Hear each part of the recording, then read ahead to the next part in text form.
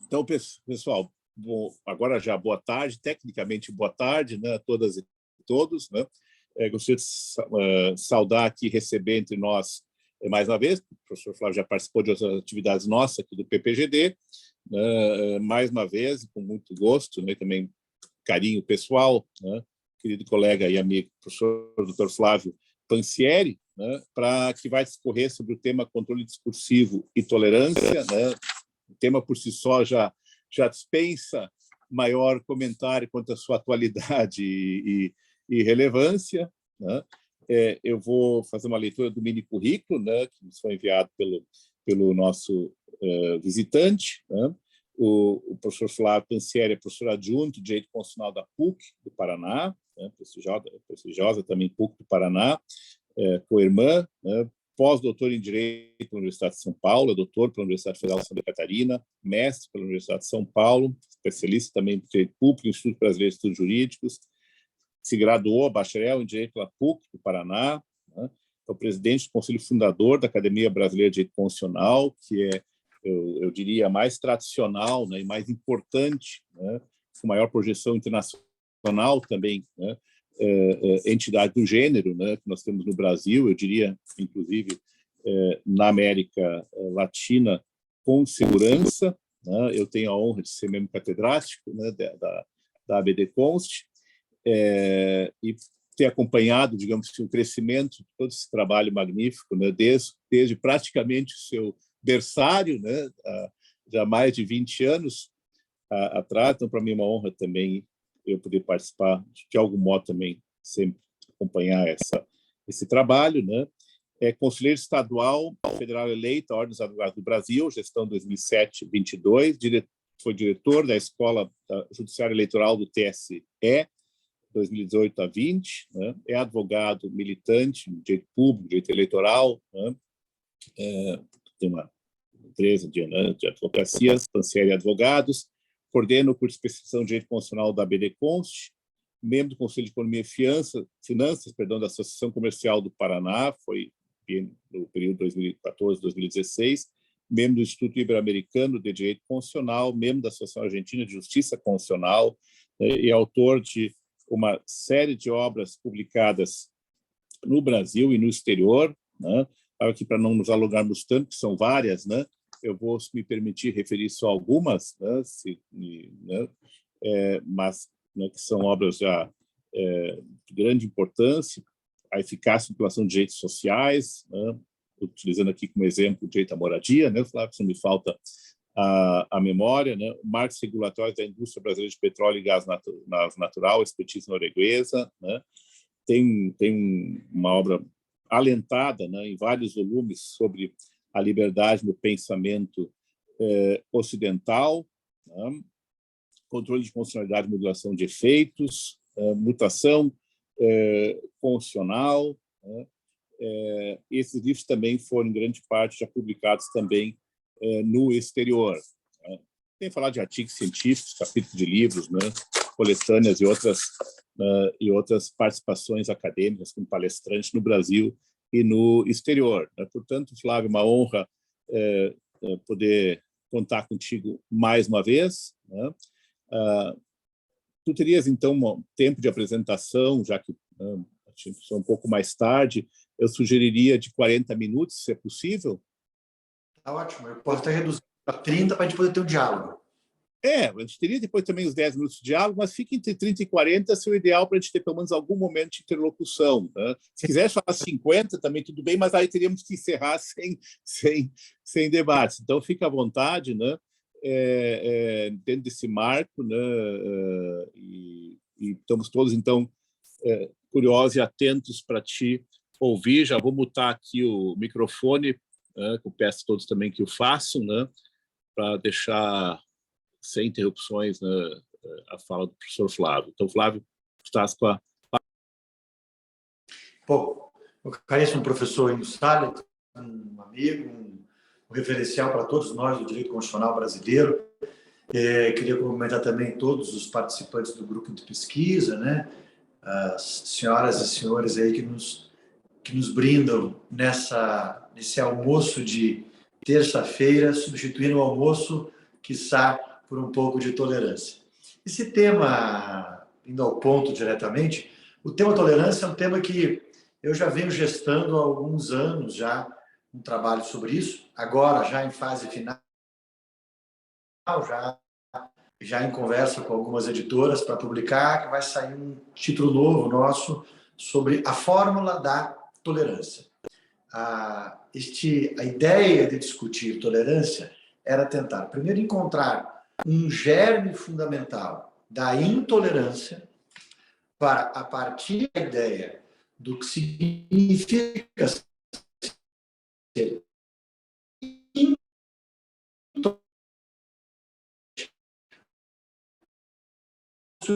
fundamental. O germe fundamental, quando nós falamos em tolerar, a encontrar o germe fundamental do intolerar, significa encontrar, em última análise, o germe fundamental daqueles que não pretendem a democracia.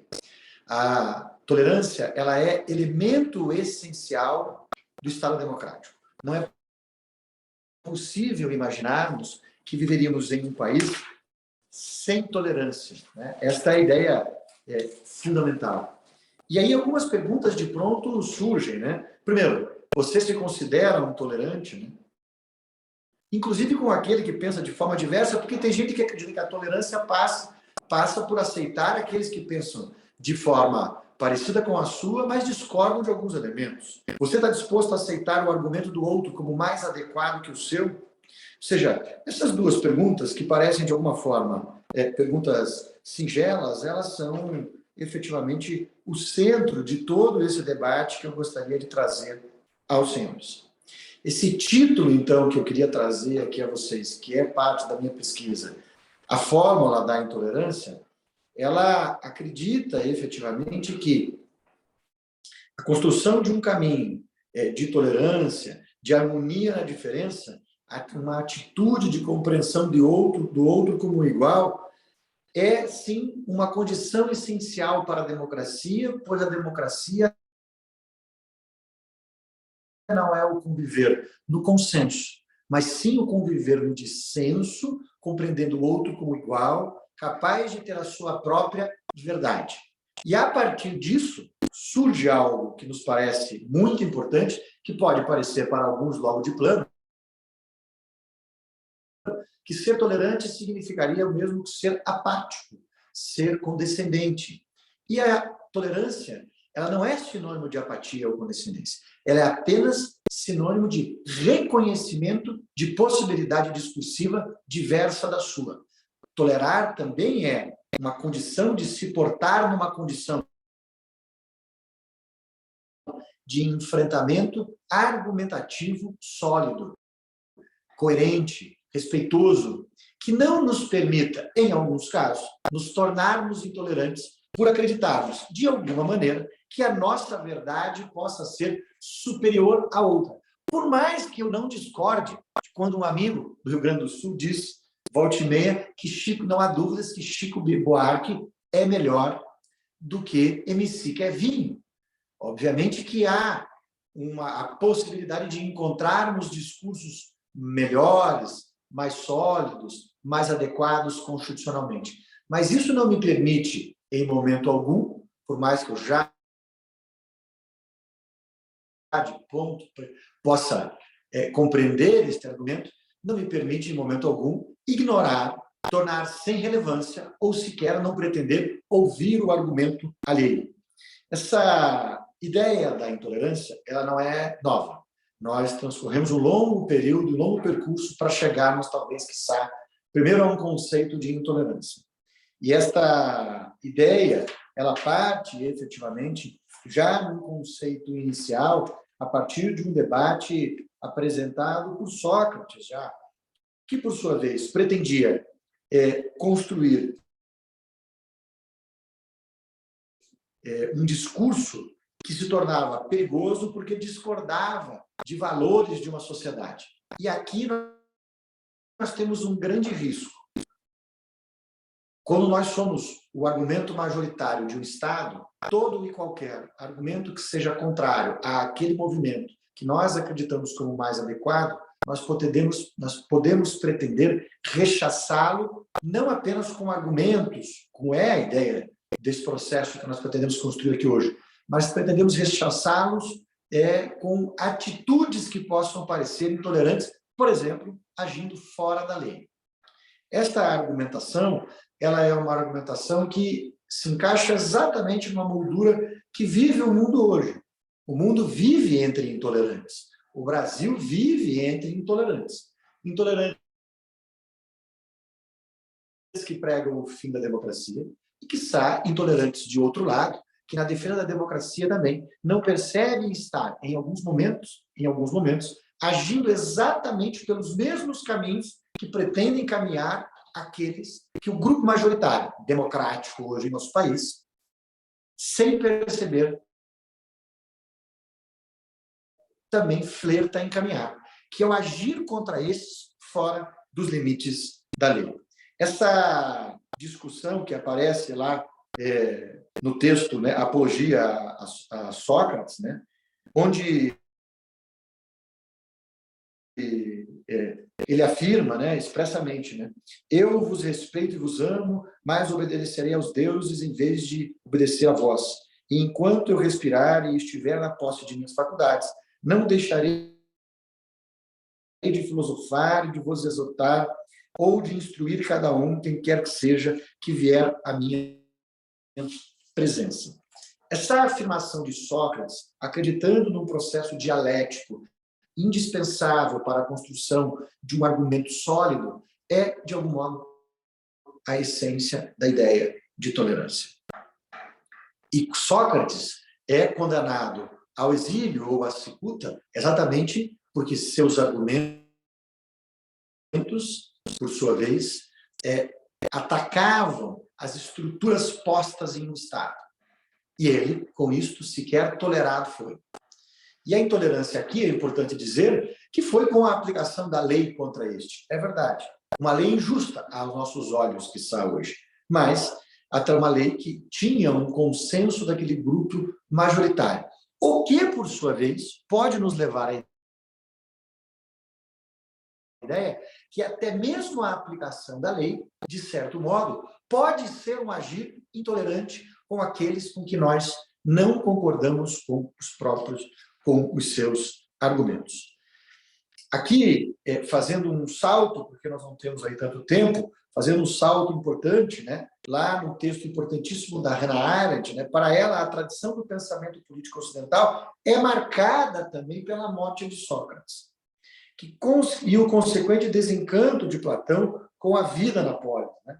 Ou seja, Sócrates havia pregado que a política seria a arte da persuasão e não das certezas eventuais, e acabara morto pela força da maioria. Assim, o fato de Sócrates não tiver sido capaz de persuadir os juízes de sua inocência e de seu valor, tão óbvio para os melhores e mais jovens cidadãos à época, fez com que Platão duvidasse da validade da persuasão.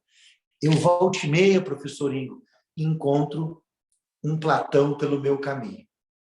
Já não crente mais no modelo em que se vive, não crente mais na capacidade da persuasão e da dialética, não crente mais em uma democracia que traz tanta desarrumação, que volta e meia um Platão desavisado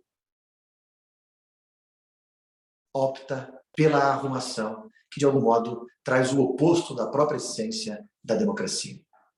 Esta ideia de encontrarmos valores e possibilidades fora de um espaço democrático, fora de um espaço deliberativo, no momento em que vemos constitucionalmente adequado, é uma forma de tentarmos, sim, encontrarmos hipóteses de controle discursivo, que é uma das nossas propostas da conversa de hoje. E aí eu quero trazer uma pequena pitada, assim, logo de encontro, na última obra agora do Humberto Eco, não é tão... ela é nova, porque ela está pela Record 2020, né? Que é sobre a tolerância. O Humberto Eco nos traz, fazendo essa conexão, uma conexão com o controle discursivo, ele faz uma crítica muito dura algo que é intenso na nossa sociedade, na sociedade em que vivemos, que é o próprio conceito, por exemplo, de politicamente correto. Ele afirma que a estrutura e o pensamento, o ideal do politicamente correto, que foi cunhado para trazer mais igualdade, que foi cunhado para trazer menos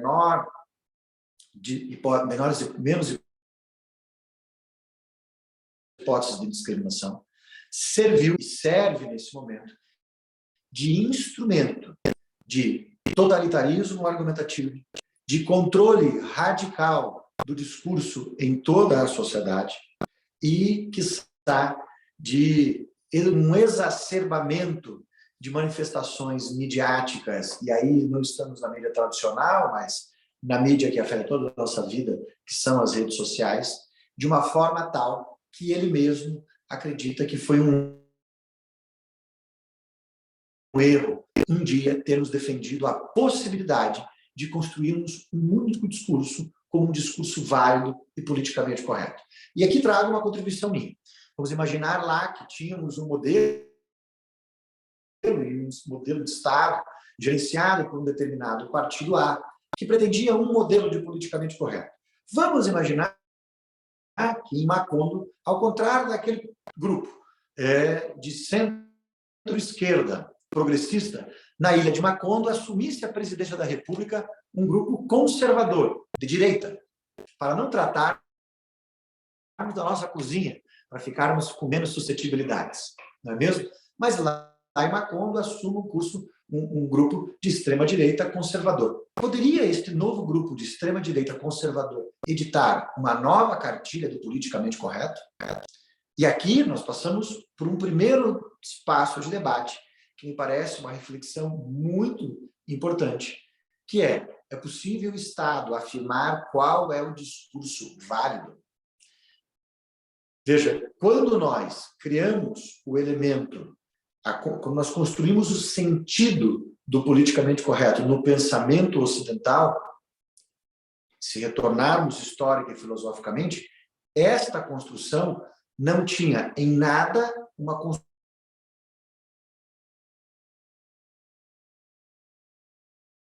uma tentativa efetiva de garantirmos a democracia, e sim de garantirmos um único discurso válido. Era, sim, uma tentativa de dominação. Não no Brasil agora, mas os autores originários tentavam construir um modelo de Estado onde era possível que o Estado dissesse qual era o argumento válido e quais eram as possibilidades argumentativas para toda uma coletividade. Como eu construo isso? Como eu construo um Estado perfeito de harmonia? Um Estado onde eu não possa ter divergências discursivas. Como eu construo um Estado ideal? Com um Estado que possa controlar o discurso de todos. Não sou eu que disse isso. Foi a obra do George Orwell, em 1984, que já tratava exatamente sobre isso. É o prelúdio disso, a Solução dos Bichos. Nosso grupo de pesquisa, no ano passado, trabalhamos a obra do George Orwell. Foi muito bacana trabalhar esse tema. Nós trabalhamos Revolução dos Bichos, depois 1984, e depois Catalunha. É uma obra maravilhosa de um sujeito com uma visão, um sujeito com um pensamento ligado ao pensamento social, extremamente importante, que infelizmente veio fazer sucesso só entre os liberais, porque era uma crítica ao stalinismo.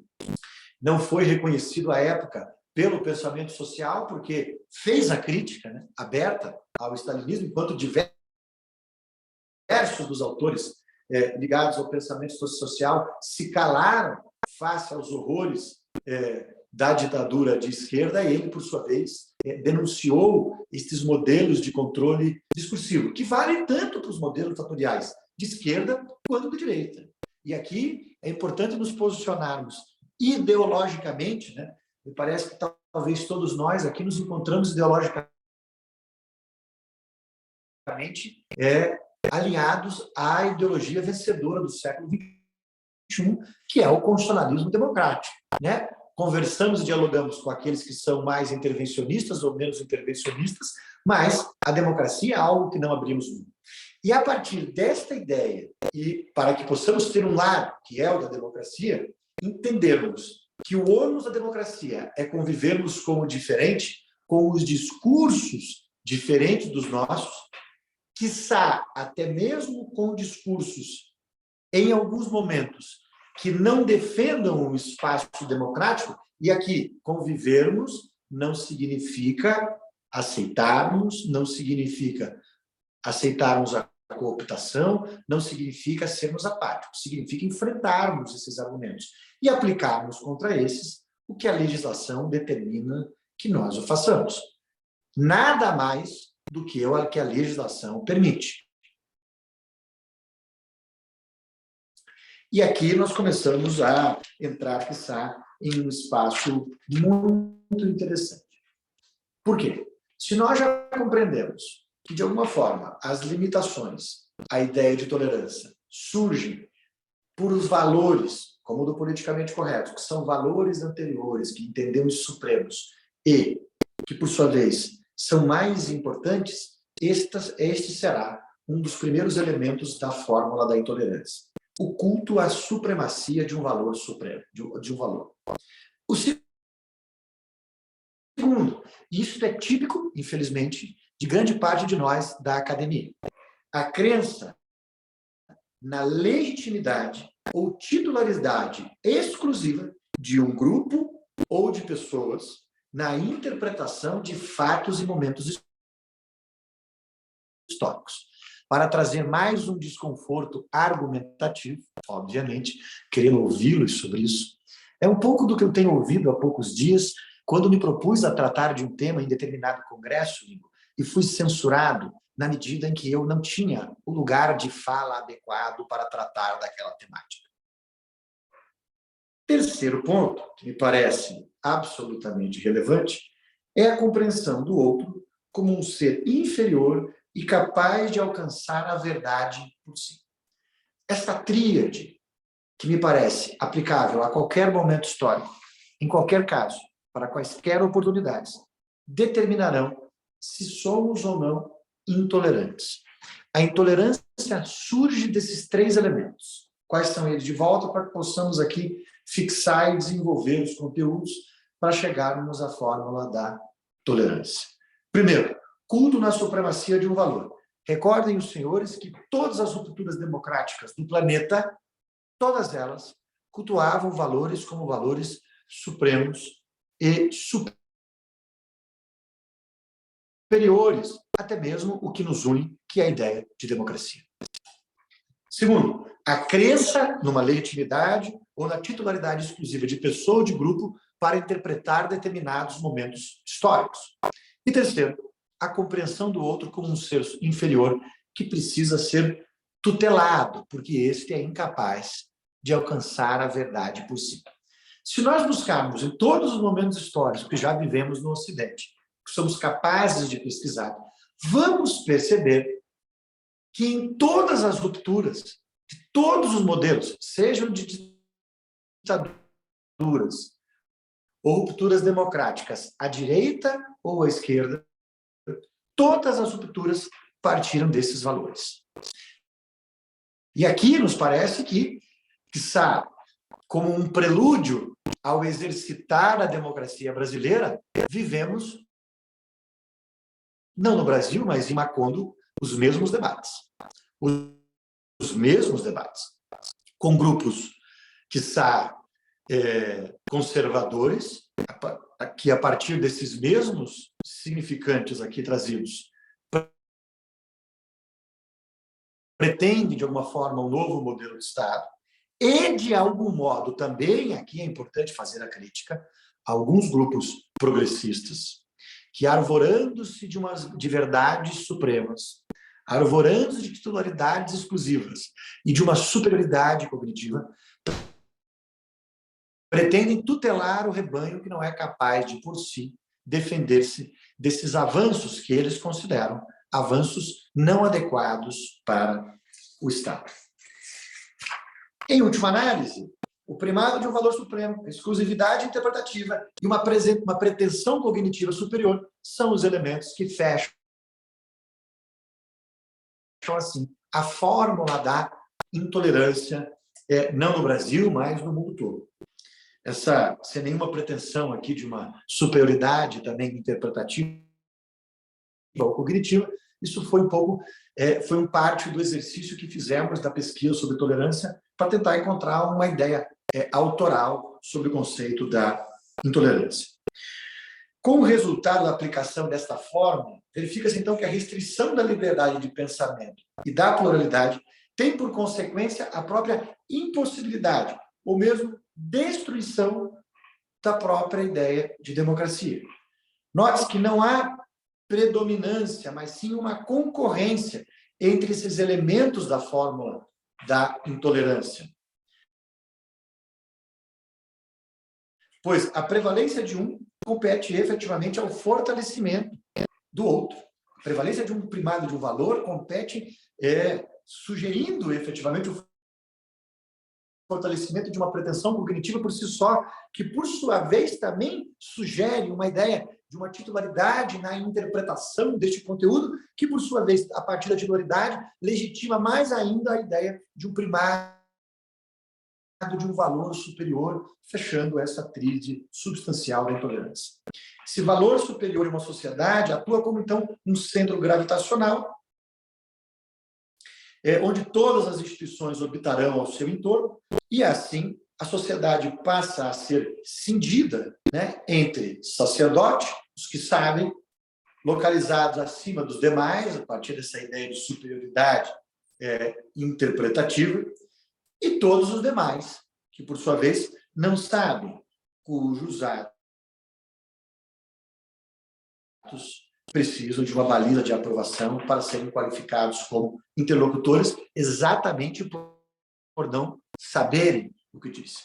Esse raciocínio ele é afirmado, como já disse aqui, em todas as crenças autoritárias. Nesta ideia, e aí, como eu trazendo essa ideia de crenças autoritárias, sempre surgirá alguém com um discurso da salvação para a coletividade. Os famosos mercadores de milagres para salvar um determinado povo, determinado gládio a estes impostos.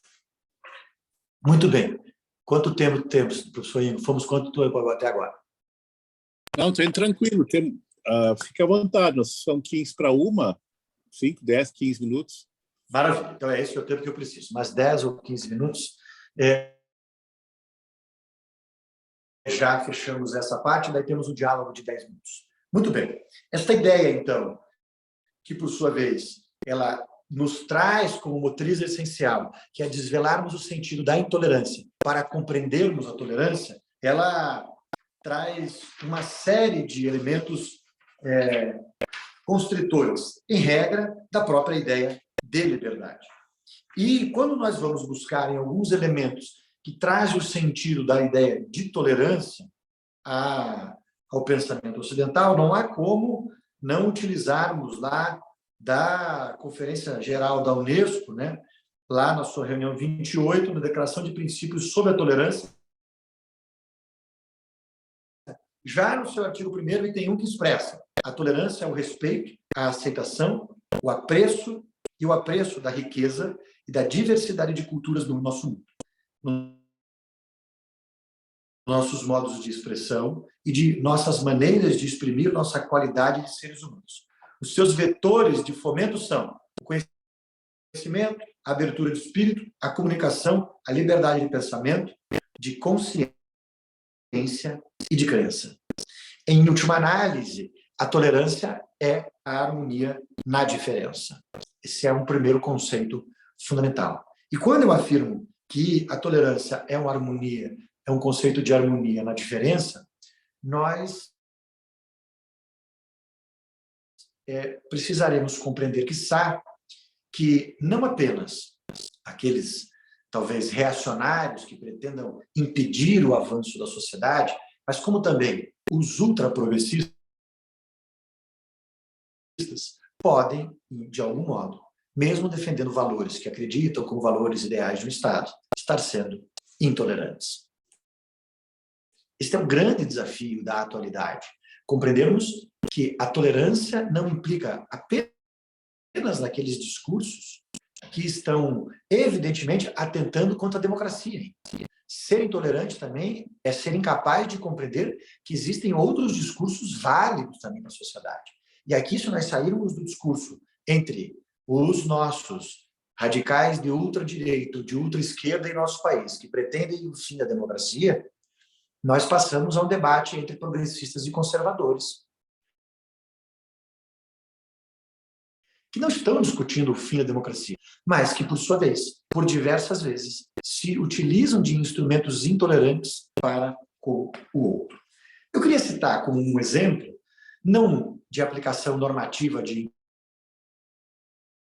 intolerância, mas de intolerância nas redes, para que nós possamos refletir. Isso é uma proposta de reflexão sobre se isso seria ou não ser intolerante ou se isto é o exercício da própria tolerância, reconhecendo o outro como igual. Há pouco já tivemos um caso famoso no Brasil, que foi o caso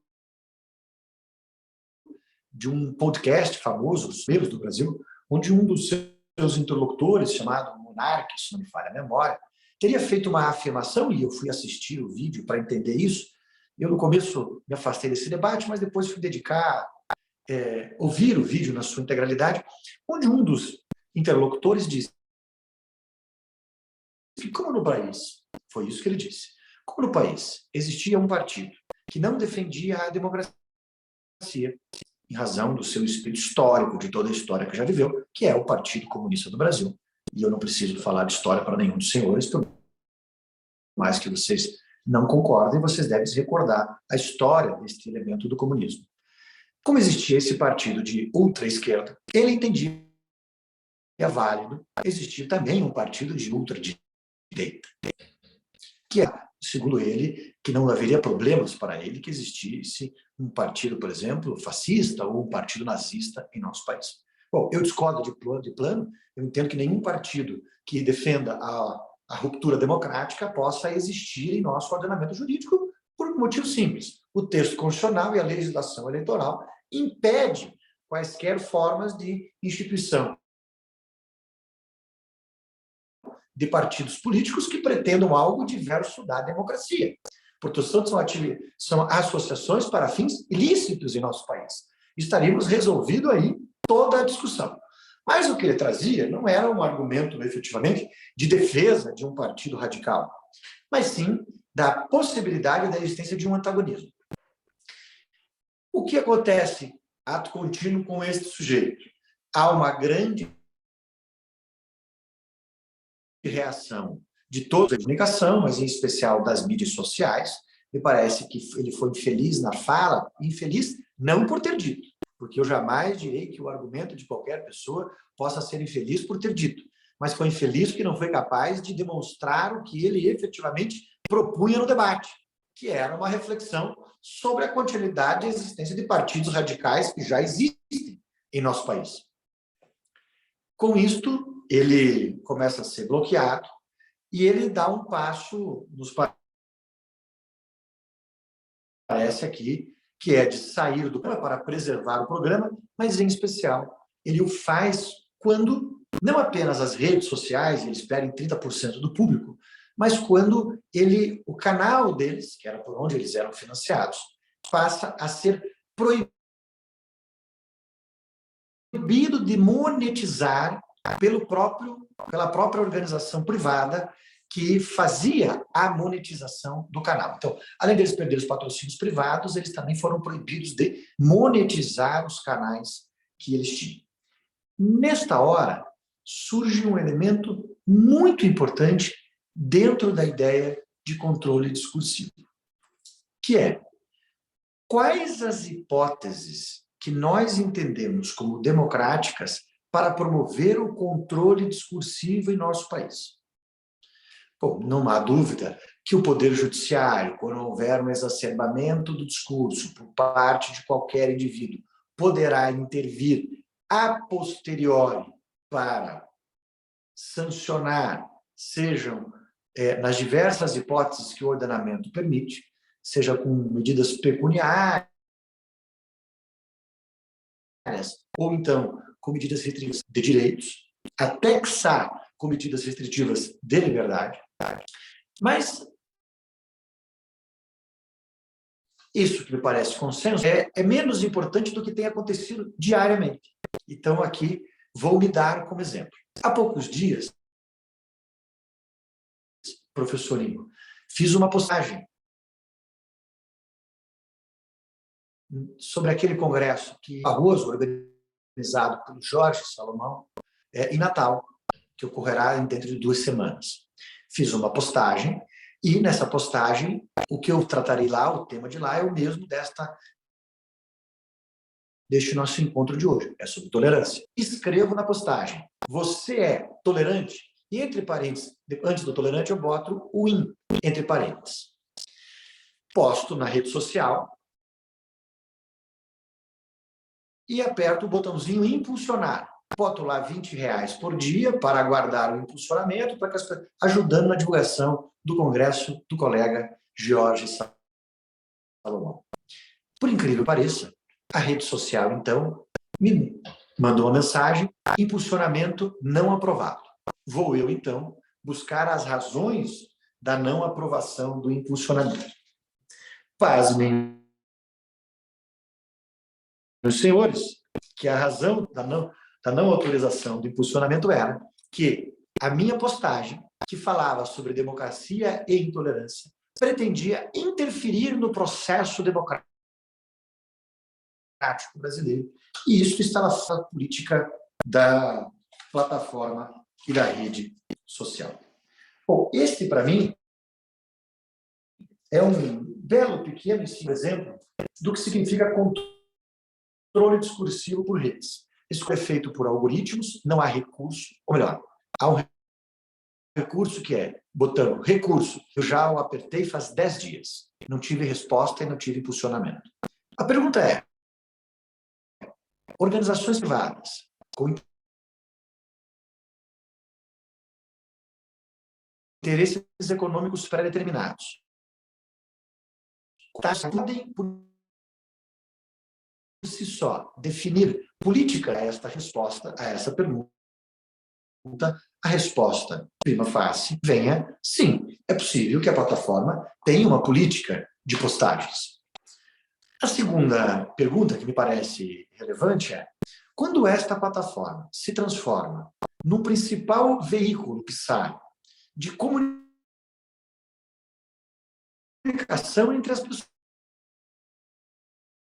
pessoas, de conexão entre as pessoas, privado, ela passa a ter um caráter também público. Me parece que a esta resposta, essa pergunta, questionamento, não é difícil afirmar que isso passa, sim, a ter um caráter de espaço público de debate. E tem uma terceira pergunta importante: esta plataforma pode ter responsabilidade sobre o que está postado lá? Tenho a dizer aos senhores que sim. Todavia, tenho dúvidas se ela pode ou não fazer o controle do que lá é postado. E vejam, os senhores, que essa última plataforma agora comprada por um bilionário americano trouxe já uma modificação, esta compra substancial na própria ritmo de postagens desta plataforma. Muitos daqueles que tinham discursos contrários à política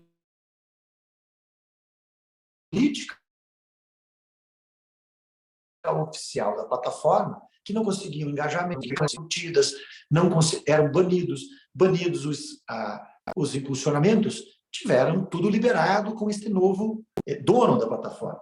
O que me faz crer que, quiçá, o risco do controle discursivo é maior do que o risco do dano possível daqueles que atentam contra a democracia. O Norberto Bobbio, que me parece que tem uma frase reveladora quanto a isso, quando perguntado se nós devemos tolerar os intolerantes, ele responde de uma forma diferente do Popper.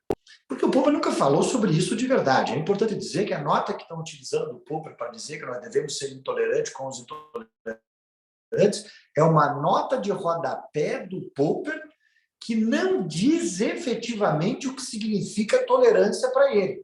Porque ele diz isso, mas numa nota de rodapé de uma obra tratando sobre democracia e liberdade. E o Bobbio vai dizer que Mais vale uma liberdade em perigo, capaz de evoluir, do que uma liberdade protegida, enclausurada, incapaz de se emancipar historicamente. E o que ele quer dizer com isso é que os enfrentamentos entre progressistas e conservadores, até mesmo os democráticos e não democráticos, servem para que nós, democráticos, possamos fortalecer e melhorar os nossos argumentos. Mas ele também não dirá que tolerar será apatia. Ele também vai dizer que tolerância pressupõe enfrentamento. Que quando você reconhece o outro como um igual, com a mesma capacidade de construir a verdade e o discurso, você o considera como um interlocutor, que sim, merecerá ser ouvido, mas merecerá ouvir os seus argumentos. Quando nós passamos ao controle discursivo por empresas, feito de forma absolutamente sem controle social ou democrático, nós não vivemos mais em um espaço de accountability. Tem um texto importantíssimo que eu utilizo, inclusive, na obra do professor Ingo Sallet e do professor Hilton Norberto Hobel, que diz que é elemento essencial da democracia o próprio controle. E o controle, inclusive, do controlador. Se eu não tenho como ter controle de quem me controla, se não há debate, se não há participação pública, se não há participação democrática do controle feito pela empresa, perdoe-me quem pensa de forma diversa, será impossível entender que o controle discursivo feito atualmente pelas mídias sociais possa ser defendido em quaisquer hipóteses como um controle democrático. Mas como isso seria feito? Via medidas judiciais. É óbvio que alguns temas me parecem mais evidentes. Quando eu faço uma postagem, o sujeito fizer uma postagem de violência explícita, se eu fizer uma postagem relacionada à violência contra a criança, contra adolescente, me parece que existem dúvidas sobre isso. A discussão entra quando nós passamos a um limite, uma zona cinzenta, onde eu posso estar discutindo, por exemplo, se determinada conduta seria crime ou não, para que nós possamos entrar numa zona de maior desconforto ainda. Lorena, que está ali, atento, Lourenço, né? Que estão ali todos, a Bel também, o Ítalo, o Ricardo. Vamos imaginar o seguinte, existe um debate hoje no país sobre a descriminalização do crime de pedofilia. Eu entendo como uma das condutas mais... Para nós não entrarmos no debate político, vamos pegar esta conduta. Quem fala sobre descriminalizar a pedofilia está fazendo apologia ao crime ou está fazendo uma reflexão discursiva sobre um tipo penal? Eu posso impedir o discurso que defende a descriminalização dessa conduta? Eu poderia impedir a marcha da maconha ou o discurso que pretende a descriminalização das drogas? E aqui, me parece que é absoluto. Porque, veja, se eu começar a encontrar quais são os discursos que eu não posso dizer, a pergunta é: quem será o censor fundamental? Quem será aquele que me dirá o que é possível ser dito? E veja, estou tratando de um tema que é público e notório, mas que traz uma repulsa gigantesca, que um dos crimes mais abomináveis do nosso ordenamento, seja este. Mas eu posso impedir o discurso daqueles que pretendem debater esta matéria? Eu posso criminalizá-los? Eu posso impedir suas postagens nas redes sociais? Eu vou confessar a vocês que sucumbi há pouco tempo atrás e sequer fui tolerante ao ponto de discutir o tema, porque me convidaram para participar de um debate sobre esse tema em uma Câmara municipal no Brasil. Eu disse assim: olha, me perdoem, mas eu não tenho como discutir essa temática, porque me parece que o tema é desagradável de tal forma para a minha compreensão que eu não gostaria de participar disso. Mas eu posso, para além de me negar de enfrentar o tema, posso eu, titular de uma rede social, tirar todas as postagens que pretendam discutir isso? Veja, a regra que vale para a pedofilia vale para todos os outros temas. Este é o ponto.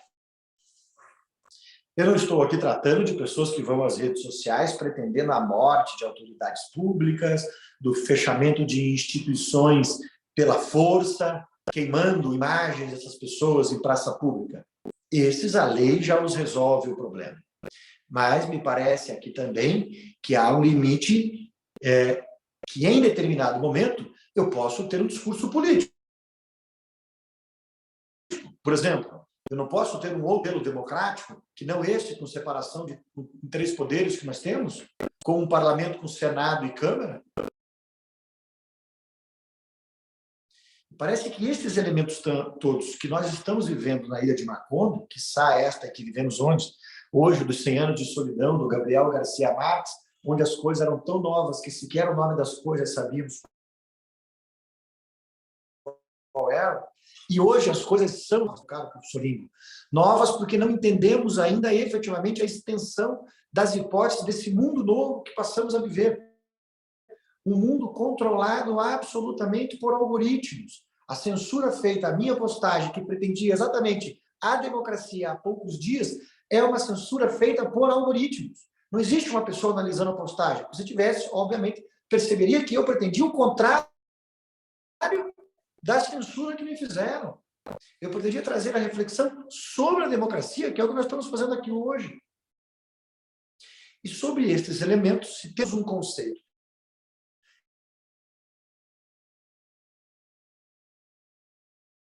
de intolerância, que é a crença, a ideia da tolerância, será a ideia da pluralidade de valores, ao invés de uma superioridade interpretativa ou titularidade exclusiva, uma ideia de reconhecimento do outro como um igual, e ao invés de uma superioridade cognitiva, um respeito à diferença, que pode, inclusive, ser cognitivo.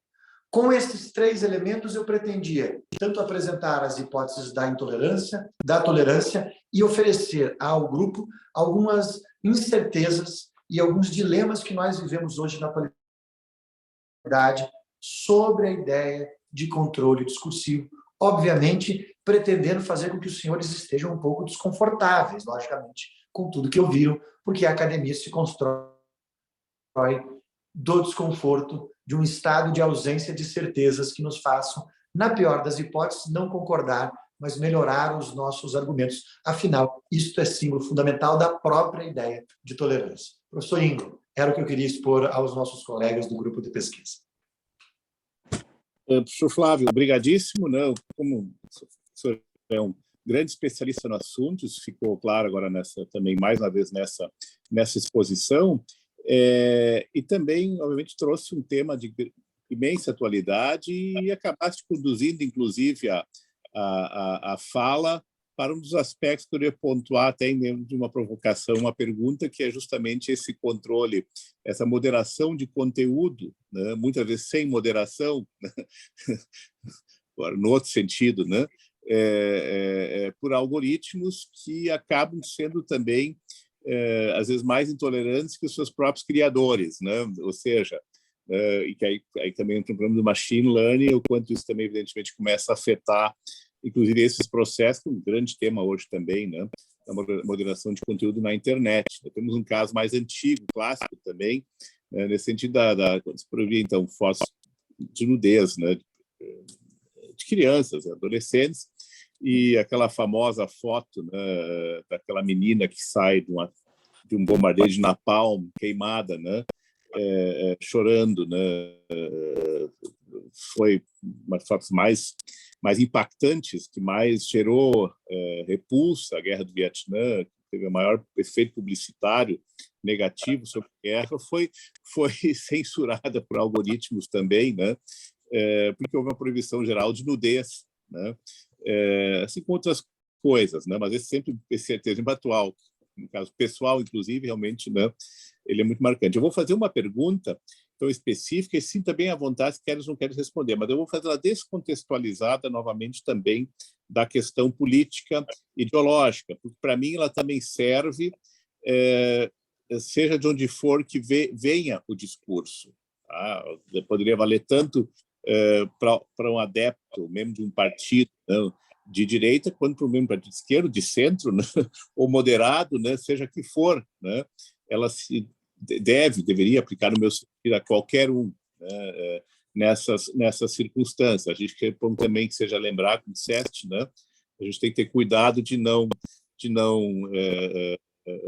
propor, né, que sejamos nós livres para qualquer discurso, né, mesmo que ele seja, ao fim e ao cabo, similar àquele que nós pretendemos, então, proibir, né, para outros. Né? Então, isso, de fato, é um dos grandes problemas que nós temos enfrentado. Né?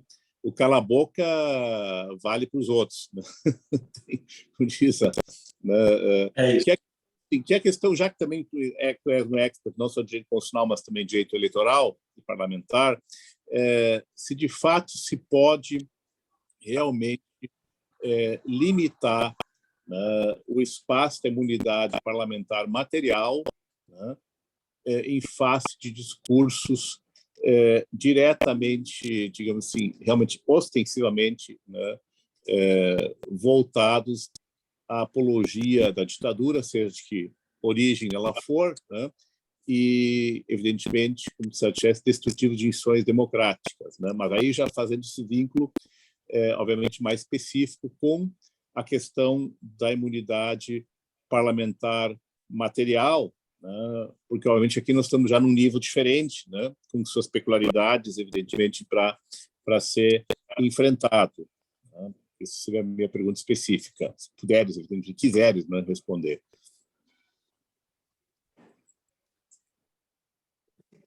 Rico, esse tema é muito rico. Eu já há alguns anos tenho tratado esse tema das imunidades parlamentares e, obviamente, que as imunidades parlamentares devem ser tratadas dentro dos conceitos já que elas têm inserida. Né? Quando nós falamos de imunidades parlamentares, os discursos serão protegidos de forma plena quando eles ligados ao exercício efetivo da atividade parlamentar, quando este tiver relevância ao debate que se enfrenta. Eu, efetivamente, creio que o controle desse discurso ele é, sim, possível. Mas eu tenho discordado de grande parte dos colegas por entender que esse controle discursivo dos parlamentares no exercício da atividade parlamentar possa ser feito, eu entendo, exclusivamente pelo próprio Congresso Nacional, como forma de defender a própria estrutura democrática brasileira, não pelos órgãos do Poder Judiciário ou pelo Poder Executivo. E aqui me parece que este é um instrumento que o texto constitucional, por mais que não traga de forma evidente e clara isso, me parece que, sistemicamente, a ideia em 88 era a tutela dos parlamentares a partir dos seus próprios instrumentos de coerção. Né? Me parece que as comissões de ética e disciplina da Câmara podem, sim, promover um controle do decoro da atividade parlamentar e dos limites discursivos deste decoro. Agora, o que está posto no ordenamento hoje é algo diverso. Né? O Supremo Tribunal Federal entendeu que ele pode fazer este controle discursivo. O Congresso Nacional se omitiu, porque se entendesse de forma diversa, poderia, sim, ter suspendido o trâmite penal, poderia tê-lo feito, não o fez, o que, de alguma forma, o coloca em uma condição de abrir mão da sua própria condição de análise discursiva dos seus, que me parece que seria uma das hipóteses, suspende o transcurso da ação penal, instaura o Conselho de Ética e Disciplina contra o determinado parlamentar e analisa na Casa Legislativa se aquilo fere o decoro parlamentar ou não. E, por fim e ao cabo, tivemos esse desfecho que passa também por controle discursivo quando tivemos um decreto do presidente da República tratando de controle discursivo. Não é verdade? Porque ele fundamenta o seu decreto, e aqui não há problema em dizer sobre isso, ele fundamenta seu Congresso na defesa da própria democracia e do controle discursivo do parlamentar, que, por sua vez, não foi feito na integralidade pelo parlamento, porque, como eu disse, poderia suspender o trâmite da ação penal, entendendo que haveria ali uma intromissão na competência do próprio Congresso Nacional e da Câmara dos Deputados, e colocamos o jogo, vamos dizer assim, em um espaço de linhas constitucionais que se sobrepõem, mas que, obviamente, não há uma resposta certa, né, Ingrid? Você, alguns dias a mais do que eu estudando este tema, não há uma resposta única para este tema. A obra do professor Conrad Hess talvez seja sempre muito salutar ser relembrada neste momento, quando ele fala sobre a força normativa da Constituição e a necessidade de um reconhecimento de legitimidade pelos poderes e algo chamado vontade de Constituição por todos. E este enfrentamento que nós passamos agora, eu não entendo que seja o avesso da democracia. Ao contrário, eu acho que este é um exercitar da democracia, né? A democracia não é viver num estado de efetiva paz e harmonia, é viver num estado de enfrentamento, que está um pouco acima da média do que eu gostaria este enfrentamento. Mas ainda vivemos sobre as 4 linhas da democracia e a resposta para isso me parece que viria de forma diversa da que foi posta pelo Supremo, se o parlamento se arvorasse no controle discursivo. O que o próprio parlamento não fez. Veja, se a prerrogativa é parlamentar, é do parlamento, e o parlamento autorizou que o Supremo fizesse, numa lógica de um certo consentimento histórico-político, assim se constroem as instituições e a própria jurisdição constitucional, não no Brasil, no mundo, né? A jurisdição se constrói a partir de afirmação de posições. E esta posição, me parece, que passa a ser conferida ao poder judiciário desse controle discursivo quando o parlamento não reage. E aqui reage numa lógica política institucional, né? Vamos tirar o caso, efetivamente, que está na cabeça de todos, mas não reage numa lógica política institucional para se arvorar em ser o titular exclusivo, que eu há algum tempo defendo que deveria ser este o titular para o controle discursivo, nas hipóteses possíveis de controle discursivo dos parlamentares no exercício da atividade parlamentar. Não sei se respondi. Não, respondeste muito bem também, né? E já tocaste também até no assunto do polêmico, né? Decreto, né? Eu só queria fazer um comentário adicional. Um colega meu da PUC, né, que também é um interessado pelo direito romano, né, tem um trabalho resultado de uma dissertação de mestrado produzida em boa parte na Itália, né, sobre codificação. Ele mandou um texto, né, sobre o indulto imperial romano. Né, eu até posso compartilhar depois. E o interessante é que, mesmo o indulto outorgado pelo imperador romano, mesmo na fase mais centralizada, autoritária do Império Romano, né, não era absoluto. Não era absoluto. Né? Ele não se dava para alguns crimes, como também prevê a nossa Constituição. Né? E, o nosso também prevê isso, né? Sim, mas estou dizendo que isso já é no direito romano. Né? E o importante é que nós temos uma democracia constitucional. Já é claro que o indulto não tem essa amplitude toda, né?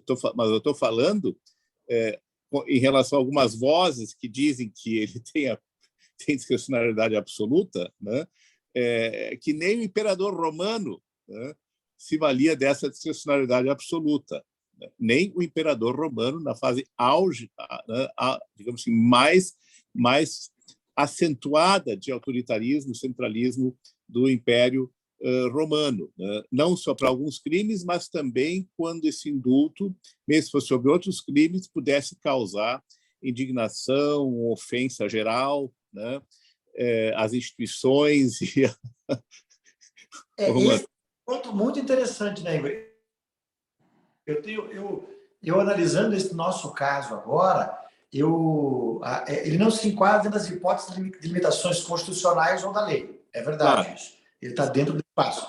E aqui existe um grande desafio em entender como mensurar esta hipótese da indignação, porque se nós olharmos num reflexo popular, quiçá o reflexo popular, e daí nós estamos analisando de alguma forma o caso, né? Concreto, sem uma lógica de um lado aqui, mas o reflexo popular é muito positivo. Talvez institucionalmente houve uma certa indignação, em especial por parte do próprio Poder Judiciário deste tema. Mas me parece que nós ainda teremos um debate sobre isso. E agora, da mesma forma que nós tivemos um silêncio por parte do parlamento quanto à própria defesa da sua prerrogativa de enfrentar quem controla o discurso dos parlamentares, agora nós vamos aguardar, quiçá, os próximos desdobramentos para ver como a nossa Suprema Corte reagirá a este tema. Porque a reação da Suprema Corte estará ligada, obviamente, a esta reação, me parece, também se essa discricionalidade ofende ou não essa coletividade numa integralidade. Né? Eu não sei se essa de uma decisão da Corte agora não traria mais comoção popular do que o silêncio da Corte Constitucional brasileira. Vamos aguardar, né, os próximos passos. Claro que isso é um problema, realmente se criou um embate, né? E até mesmo um problema de deslegitimação, né? Porque se o Supremo não derrubar, pode ficar derrubado, se derrubar também pode criar um efeito colateral pior, né? Se criou realmente um impasse muito significativo, até mesmo de certa forma inovador, né? E que agora precisa ser resolvido justamente porque pode, né? E é possível que ocorram situações similares, como bem referiste. A única coisa que eu colocaria como um ponto de interrogação é indignação de quem? Né? Nós sabemos que a indignação é feita de uma minoria barulhenta, e a minoria barulhenta parece que é maioria, né? Que basta vermos o percentual de apoiadores radicais, né, que é em minoria, né? De longe é a maioria, né? Então essa ideia de que eu vou usar a voz do povo e da maioria, né, para me legitimar, ela é fictícia, porque na verdade não foi feita nenhuma pesquisa de opinião sobre isso, né? E nós sabemos perfeitamente que quem veicula essa opinião pública, né, são justamente os defensores desse discurso radical. Então, é claro que dizer que isso é vox populi, né, é muito relativo. Né? Alguém vai sugerir um referendo. Eu, inclusive, acharia, Flávio, né, que seria realmente muito proveitoso, numa situação como essa, fazer uma consulta popular, uma pesquisa popular isenta, né, realmente, né, metodologicamente isenta e independente, para realmente aferir esses níveis. Enquanto realmente a população, de fato, não só alguns que estão nas redes sociais, né, de fato, concorda com isso. Isso é uma medida muito interessante, até para balizar, eventualmente, futuras ações. Né? Mas uma reforma da própria hipótese da graça, uma reforma constitucional futura, que as graças poderão ser submetidas ou serão submetidas a referendo popular. Coisas desse tipo, né? Ainda mais nesse nível. Né? Isso, por exemplo, poderia ser para os casos de imunidade parlamentar especificamente, porque ali nós temos um representante do povo, né, que se usa da imunidade que ele conseguiu. Por quê? Porque foi eleito democraticamente, né, para combater a democracia. Né? Quer dizer, acho que é um tema realmente em aberto, né, que permite diversos vieses, né, que se conecta, claro, à tua fala anterior. Claro, nós vamos ter que terminar. Também por ti, tu também é um ser humano almoçante, né? Sim. Tá? Nós também, né? Mas, de qualquer sorte, sim, te agradecer mais uma vez, aí pedir perdão aos nossos colegas do grupo, né, porque realmente agora, para abrir mais perguntas, ficaria difícil, né? Todo mundo realmente também agora tem que, acho que, se afastar, mas tu participares desse seleto grupo, né, te tornar disponível, né, na tua limitada agenda para isso, né, e sabes também que não foi nem a primeira, também não será a última vez que, seja presencial, seja remotamente, estarás conosco. Né? Então, Flávio, obrigado, né? Te passo a palavra só para despedida. Né? Gente, muito obrigado pela oportunidade de dividir um pouco desses meus dilemas. Eu não consegui ver todos que estão no grupo, porque eu estou no celular, então não consigo ver todos na tela, mas foi um grande prazer. Ingo, se estiver aberto na tua eu vejo alguém, se puder bater uma foto e me mandar depois, eu agradeço. Poderia fazer um ser, print screen da tela com todo. Porque eu também estou no celular. E se puder... Quem sabe o Pedro, algum dos colegas, já peço sim, realmente, que algum do grupo ainda possa fazer, a Andressa, talvez, que é a nossa... é o nosso braço direito e esquerdo aqui do grupo, né? Possa fazer uma foto, um print da tela e depois manda para o Flávio, depois também providenciar o nosso certificadozinho, né, Flávio, para a gente poder incluir no nosso Lattes, né? Gente, então, Flávio, brigadão mais uma vez, né? Um abraço e a gente vai se falando por aí. Um abração. Um abraço a todos. Muito obrigado. Fiquem com Deus.